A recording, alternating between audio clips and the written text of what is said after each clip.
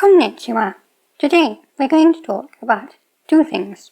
We're going to talk about some zombies in Japanese.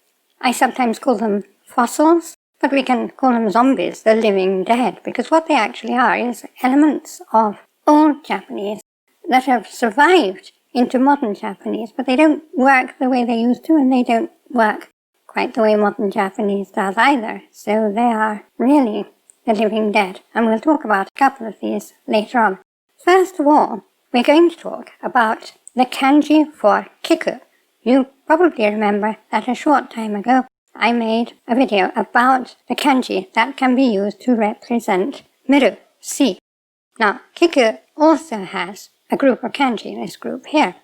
We all know the main one, the simple one that everybody learns right at the beginning.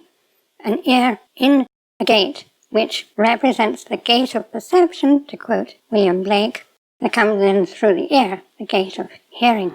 And as you know, this kiku translates to at least 3 different words in English. It translates to hear, listen, and ask, which are 3 different concepts in English. In Japanese, we usually understand from context what's meant, but if we want to clarify it in writing, we can use one of the others. So let's look at the alternative ways of writing kiku and examine their kanji a bit. First of all, there's this one. Now, this has an ear on the left-hand side, and that designates the type of kanji it is. It tells us that it's to do with hearing, but what it specifically means is listen. The rest of the kanji is a number 10, a net, and a heart. We can see this mnemonically, if we want to, as throwing out 10 nets from the ear to capture audio information and pull it into our heart, because that's what it's all about. It's about actively listening, capturing information. Now, interestingly, just as with miru, the actual fundamental concept of hearing is not represented by the simple basic kanji, it's represented by one of the others. With miru, it's represented by this one, and its on-reading is shi, so we have shikaku, which is the sense of sight, and shiryoku, which is the power of sight, one's eyesight or vision, one's ability to see. The on-reading of this kanji is cho, and just as with shi, chokaku, which is the sense of hearing, and choryoku, which is the power of hearing, one's individual hearing, one's ability to hear.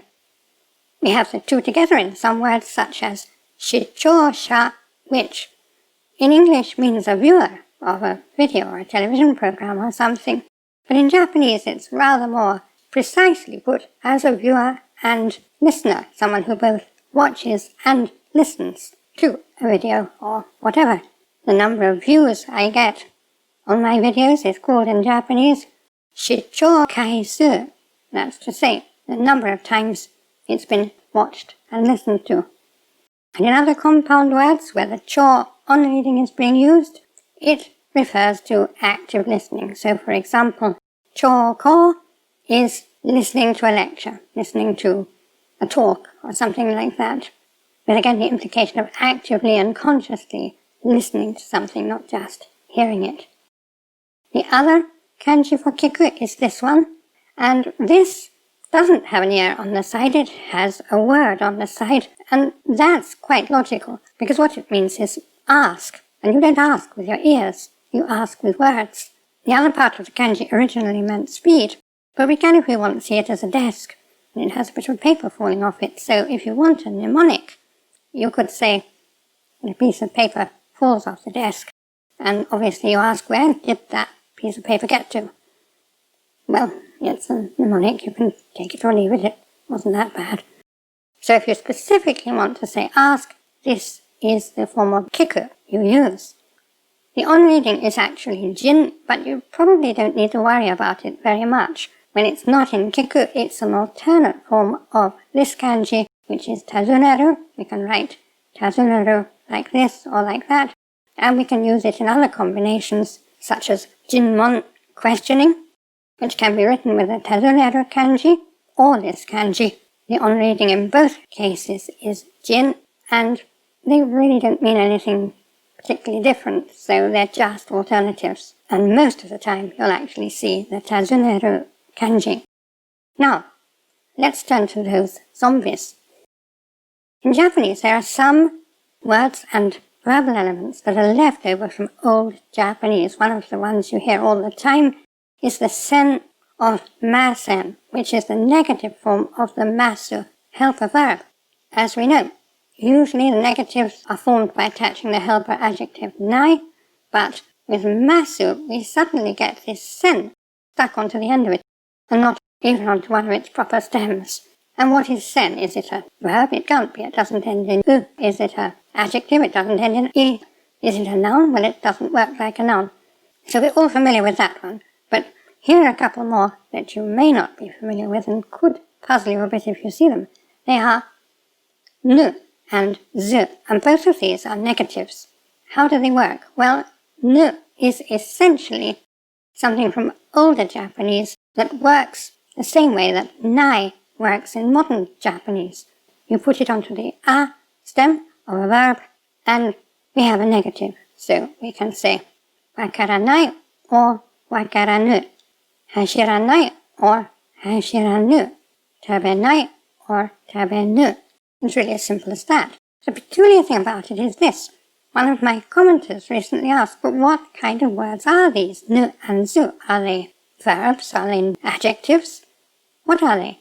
And if they're verbs, which is what they look like because they at least belong to the u row, do they modulate? Do they have a te form? Do they have a ta form? And the answer to that is in modern Japanese, no, they don't really. You're only going to see them in their plain, simple form, nu and zu. And this is really quite aberrant for modern Japanese. We have verbs that modulate, we have nouns that don't modulate. We don't have these strange things that look like verbs and used to be verbs, but now don't modulate. Still, it's easy enough to use. You just put it on in exactly the same way you would use nai. You probably won't be using it because it's not used much in regular conversation. It's rather archaic. You will come across it in anime and manga and other kinds of writing. And as nu works like nai, zu works like nai de, the irregular te form of nai. It also attaches, of course, to the a stem, like nai and nu. And it doesn't mean that naide that can be a command or a suggestion, like nakanaide, don't cry. It's only the naide that means do be without doing a. For example, tabenaide neta, I went to sleep without eating. You can also say tabezu neta, and it means the same thing, I went to bed without eating. The interesting thing here is that while it's often used in exactly that way, it can also be used with ni. So we could say tabezu ni neta. And the thing you're probably going to ask there is, well, I thought that logical particles like ni can only be attached to nouns, and that's right, they can only be attached to nouns. So why are we seeing it attached to zu here? Well, the answer is that zu and nu don't work like verbs. They don't work like adjectives either. They don't modulate. So they're not, in modern Japanese, yogen, which is active modulating words. They're taigen, like nouns. They don't really belong in modern Japanese. They're zombies. They're fossils. And because zu works like a taigen, a noun, it's sometimes treated as if it were one. Since it's adverbial, it can be treated as if it were an adverbial noun, and I did a video on the 3 different kinds of special noun, which the last one I dealt with was adverbial, or foxy nouns as I called them. And what happens with these is that we can make any appropriate noun into an adverbial by adding ni, but with adverbial nouns we don't need to add the ni, but we can. Sometimes we do, sometimes we don't. And that's exactly how zu gets treated, because it's not a functional verb, it's a zombie that doesn't modulate. If you have any questions or comments, please put them in the comments below, and I will answer as usual.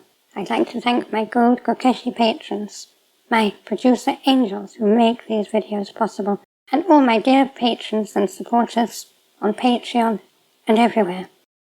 I've had so much support and love from all of you, patrons and fans and subscribers and everybody, as well as the odd person who calls me a creepy android with a weird voice. But what I am doesn't matter. What matters is that we're cutting a path through the jungles of Japanese and making this beautiful language our own. And I'd like to thank you for attending this lesson. これからもよろしくお願いします。Class dismissed.